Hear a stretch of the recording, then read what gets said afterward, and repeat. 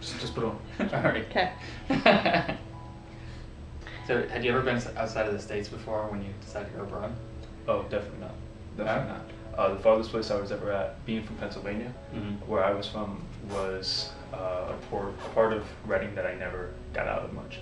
And the farthest place I ever visited outside of Reading was New Jersey. No kidding. So an hour and a half. Right. An hour and a half. That's the farthest I ever was from my home before I went abroad, before I went on a plane to a totally different part of the world. And that can sometimes be a huge fear for a lot of individuals. For me, I'm not gonna lie, I was a little nervous. I was more than a little nervous, actually.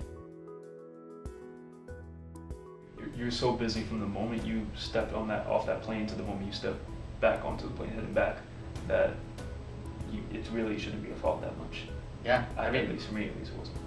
Definitely, I agree. I had planned on coming back in the spring semester. I went abroad in the fall, but I fell in love with the town there that I lived in called Marburg, and I decided to stay for a second semester. And, I wasn't really worried about coming home at all at that point.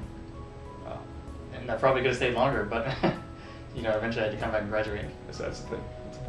Yeah. I remember when I was looking to study abroad, one big thing that a lot of my friends told me was that how are you going to afford that? It costs a lot of money, and a lot of students think that it's physically infeasible not to be able to go because of plane tickets and personal expenses. But I had no issue traveling around when I was in Spain. I saved up money for a year, and I did it all on my own. Right. I didn't have help from my family. This was a trip that I wanted to do by myself. And a lot of people think you have to be rich in order to go abroad, and I don't think that's true at all, because I'm definitely not, and I made it happen, and I proved everybody wrong in the process. For me personally, I didn't end up paying anything extra than I would pay to stay at my home college. So it ended up being the exact same cost, and a lot of the time I think that's true, where if you can afford to be staying at your home college, then the price is going to be about the same to be going abroad. So then it's just a matter of whether you want to prioritize that experience. Yeah, it's all about putting in the work, putting in the effort to want to do it. Right. If you want to go abroad and you're not afraid to step out of your comfort zone, then money should be the last thing in mind. Right, you can find a way. Absolutely.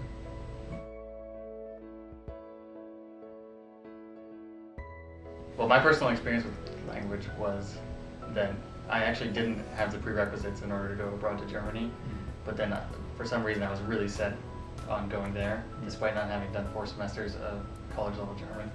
So I spoke to my professor who needed to sign off for me, the German professor at our school. Luckily I had an English class with him, so he said, all right, I'll trust you to put in the work in order to get to the level you need to be in. And then I also left 1 month early to go take extra German classes in Vienna as part of the program. And I don't know, it all worked out. It wasn't stressful, and learning a language actually became probably one of the most rewarding parts of the whole program for me. Was just like going from not being able to say anything and then all of a sudden creating connections with other individuals. Yeah.